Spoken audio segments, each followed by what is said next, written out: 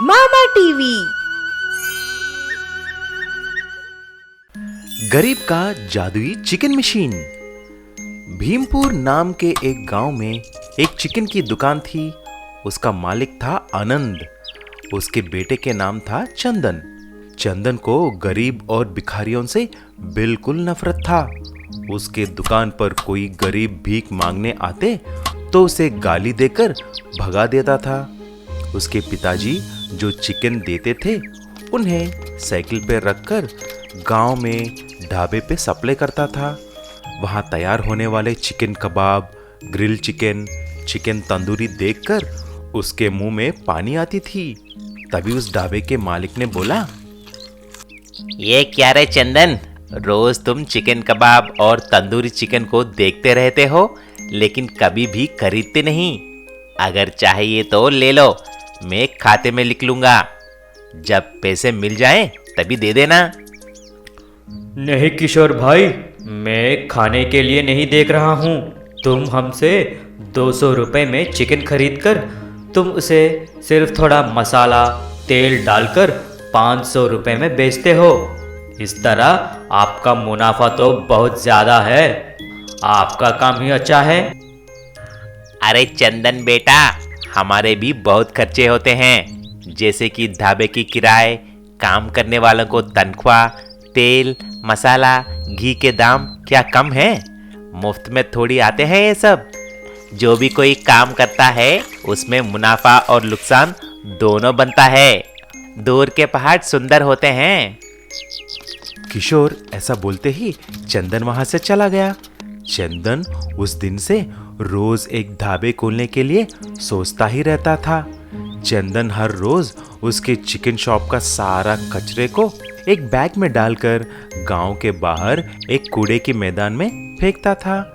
एक दिन जब चंदन कूड़े को फेंकने वहां पर गया तो वहां पर एक जादुई मशीन देखा। तभी उस मशीन में से एक आवाज निकली, चंदन, मैं एक जादुई चिकन मशीन हूँ। अगर तुम मुझ में कच्चा चिकन डालेगा तो मुझ में से तरह तरह के चिकन के पकवान निकलेंगे। लेकिन एक बात याद रखना, तुम उस चिकन को सिर्फ गरीबों को ही खिलाना है। मैं इसीलिए बनाया गया हूँ। तभी तुम यहाँ से मुझे ले जा सकते हो। अच्छा, मैं तो पैदा ही इसीलिए हुआ हूँ कि गरीबों के लिए सेवा करूँ। गरीबों को सगे भाई जैसा देखता हूँ। मैं तुम्हें ले जाऊंगा और गरीबों का भूख मिटाऊंगा। लेकिन चंदन उस मशीन को ले जाके एक ढाबे को खोलता है। उस मशीन में से कच्चा चिकन डालते ही तरह तरह के चिकन डिशेस आने लगे। ऐसा वह उस ढाबे में chicken tandoori, chicken tikka, grill chicken बेचने लगा। उसकी चिकन बहुत स्वादिष्ट थी। देखते ही देखते सारे गांव में चंदन ढाबे का चिकन बहुत फेमस हो जाता है। सभी लोग वहां पर आने लगे। एक दिन दो भिखारी वहां आकर भीख मांगने लगे। अरे चल चल यहाँ से, शर्म नहीं है? देखो कैसे मुंह उठाकर आ जाते हैं। भीख मांगने मेरा ही दावा मिला क्या? कमीनो, भागो यहाँ से। मुझे तुम्हें देखकर उल्टी आ रही है। जब चंदन अंदर गया तभी मशीन ने बोला, क्यों चंदन, मुझे तुम क्या वादा किया और क्या किया? तुम जैसे गधों के पास मैं नहीं रहने वाला। अभी देखो, मैं गायब हो रहा हूं। देखता हूं तुम्हारा दावा कैसा चलेगा। ऐसा बोलकर मशीन वहां से गायब हो गया। ये सब देखकर चंदन सिर पीट पीट कर रोने लगा। रानीपुर नाम के एक गांव में किशोर करके एक आदमी था। किशोर रेलवे डिपार्टमेंट में काम करता था। वह एक ऑफिसर था। किशोर अपने पत्नी भवानी और बेटा प्रीतम के साथ रहता था। प्रीतम का इंजीनियरिंग पढ़ाई हो गया लेकिन 2 साल से कुछ काम ही नहीं करता था।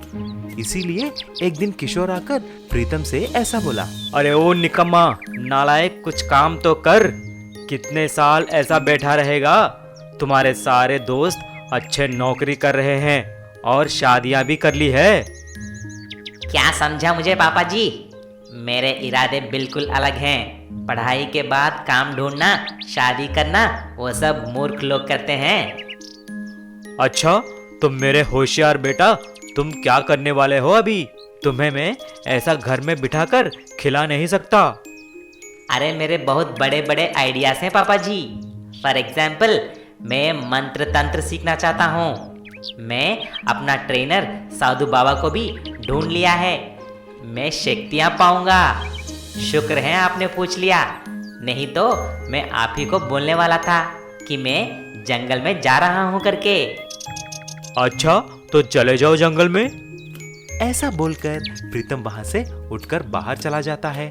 तभी प्रीतम की माँ ने बोली, अरे अरे, ये क्या बोल दिया आपने? कहीं ये आपकी बात मानकर हमेशा के लिए जंगल चला गया तो? कुछ नहीं होगा, वहां पर शेर और भालू को देखकर दूसरे दिन ही भागकर आ जाएगा। लेकिन प्रीतम असली में जंगल चला जाता है अपने स्वामी जी के पास। स्वामी जी, मैं आ गया हूँ। मुझे किसी भी तरह अद्भुत महिमाएं चाहिए, अभी के अभी चाहिए। देखो बेटा, अगर तुमको मंत्र शक्ति चाहिए तो 2 साल घोर तपस्या करनी पड़ेगी। इसमें कोई शॉर्टकट नहीं है। अरे बाप रे, 2 साल तपस्या? ठीक है। ऐसा बोलकर 2 साल तक प्रीतम ने घोर तपस्या किया। उसके बाद फिर से स्वामी जी के पास आया। स्वामी जी, मैंने तपस्या तो की, लेकिन कोई शक्तियाँ आई नहीं। ये क्या है? बेटा, उसके लिए दीक्षा की बहुत जरूरत है, लेकिन कोई बात नहीं, मैं तुमको वो मंत्र बोलूंगा, लेकिन इसमें एक दुविधा है बेटा। अरे कुछ दुविधा नहीं, अभी के अभी मुझे शक्ति दे दो। ठीक है बेटा, ओम भीम भस्म। स्वामी जी ऐसा बोलते ही कुछ शक्तियां प्रीतम में आ जाते हैं।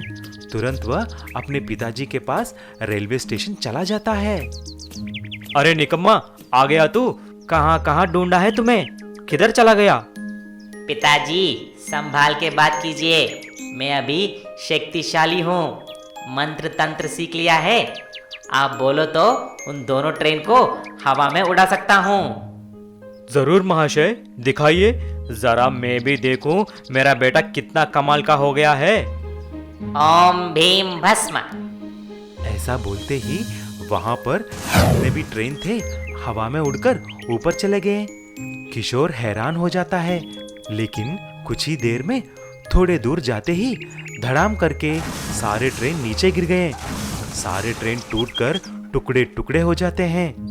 सब लोग और किशोर चौंक कर देखने लगे। तभी स्वामी जी प्रत्यक्ष हो जाते हैं। बेटा, तुमने मुझे बोलने ही नहीं दिया। अगर तुम तुम्हारी शक्तियां सबके सामने दिखाएगा तो शक्ति काम नहीं करेगा। किशोर ये सब देखकर प्रीतम को मारते हुए घर लेके जाता है। ये कहानी कुछ साल पहले की थी। केलापुर नाम के एक गांव में एक आदमी शंकर गांव के सेंटर में एक मंदिर के पास कुछ लोगों के साथ ऐसा बोल रहा था। भाइयों और बहनों, सबको एक खुशखबरी दे रहा हूँ। हमारे केलापुर का सौभाग्य है कि बनाना बाबा इस महीने के 20 तारीख को यहाँ पर आ रहे हैं। अरे वो शंकर भाई, ये बनाना बाबा कौन है? हमारे गांव में क्यों आ रहे हैं? क्या तुम्हें बनाना बाबा मालूम नहीं? कहाँ से आए हो भाई? बनाना बाबा जिधर भी कदम रखे वहाँ पर सुख और संतोष भर गया है। वो कब कहाँ पर पहुँच जाते हैं किसी को नहीं पता। इसीलिए हम सब बाबा का स्वागत अच्छी तरह करेंगे, ठीक है? सभी लोग ठीक है कहकर वहां से चले गए। ठीक 20 तारीख के सुबह सभी लोग सेंटर में मंदिर के पास इकट्ठा हो जाते हैं। तभी एक केले के रूप में बस आने लगता है और आकर सबके पास रुक जाती है। सभी लोग गोल्डन बनाना बस को देखकर चौंक जाते हैं। तभी उस गोल्डन बनाना बस में से एक आवाज निकलती है। सब लोग ऐसा मुंह खोलकर क्या देख रहे हो? मेरी तपस्या की वजह से मैं एक गोल्डन बनाना बस की तरह बदल गया हूँ। मैं बचपन से सिर्फ केला ही खाया हूँ और केला ही मेरा सब कुछ है। सब लोग हाथ जोड़कर चिल्लाने लगे। जय बनाना बाबा, जय केला बाबा, जय बनाना बाबा, जय केला बाबा। धन्य है हम, धन्य है। ठीक है, मुझे ये नमस्कार और सत्कार पसंद नहीं। मुझे कोई भी भेंट देने की कोशिश भी मत करो। मैं सिर्फ आपको प्रसाद देके मेरी दुआएं देने आया हूँ। आप सबकी दूर करने आया हूँ। अरे स्वामी, हमारे सबका दूर करने आए हो, क्या मतलब है उसका? अरे वही, आपका दुख, दर्द, समस्याएं सब कुछ दूर करूंगा। पहले ये प्रसाद लो और गांव में सबको खिलाना, और खासकर पुलिस वालों को देना। वो बहुत पापी हैं, उनका सब पाप दूर करूंगा। ऐसा बोलते ही गोल्डन बनाना बस के पीछे से बहुत सारे केले का प्रसाद आने लगे। ऐसा बनाना बाबा गांव में सभी गलियों में जाकर केले का प्रसाद दिया।